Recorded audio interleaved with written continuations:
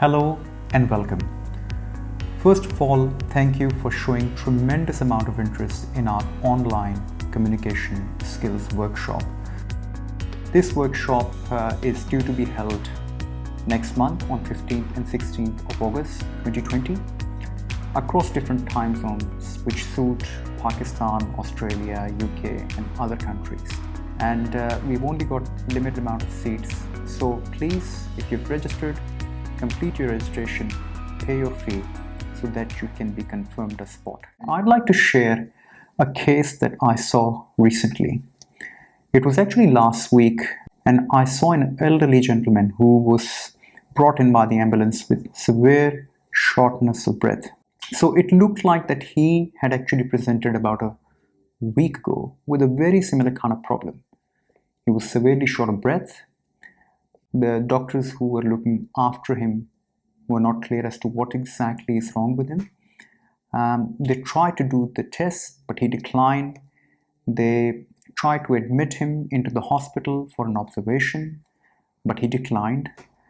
So this time I was being extra careful because obviously I had the hindsight that he's represented with a similar kind of problem. There is more to the story.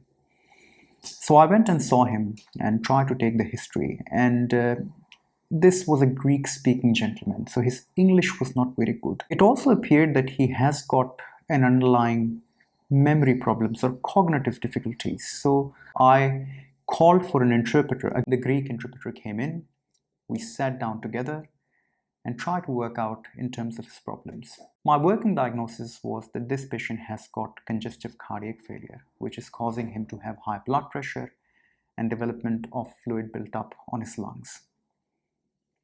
We explained to this patient that he needs to have few tests, which includes blood tests, x-rays, and most likely he will require an admission because his oxygen levels were so low. He sort of understood the idea, and the Greek interpreter was able to explain to him in a much better way than I could.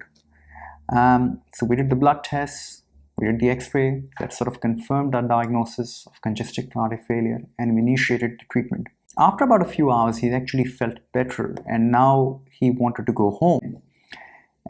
He looked very anxious, and he said that I'm all better and I want to go home. I wasn't quite ready to send him home, obviously, because his condition is not stable. I called his wife, and over the phone, she gave me information that this patient is actually a lot sicker. He's up all night, being breathless. He's barely able to his normal level of activities. So please don't discharge him at any cost, and I will be right there. So the wife came in and sort of highlighted the same important points that we had already highlighted to him. She explained to him in her own way that you're very sick. And so with the help of the interpreter, the wife, we were able to highlight all those issues, finally to convince him to stay in the hospital. What are my learning points here? When you're looking after a patient who's anxious, then there's more to the story. There's more organic, real reason for his anxiety. For example, in this particular patient, he was anxious because of the language barrier. He was also anxious because he had some cognitive difficulties. He had some early onset of dementia.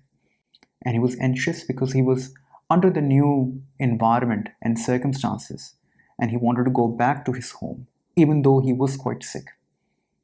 And how do we deal with the situation? Well, you'll employ more people to come and explain the things over and over again. Because this patient certainly has got no capacity to make a decision about even his own health. So next time you see an elderly patient, always think there's more to the story. If they speak second language, please get an interpreter to try decode all that history. If they got cognitive difficulties, get your nurses who are expert in this area to do a formal memory assessment. Get their own relatives to come on board and help the patients understand what's wrong with them. Because that's the only way that you're going to initiate your management and implement that management plan for him to be admitted into the hospital. Otherwise, even the most simplest of all diagnoses are not going to work.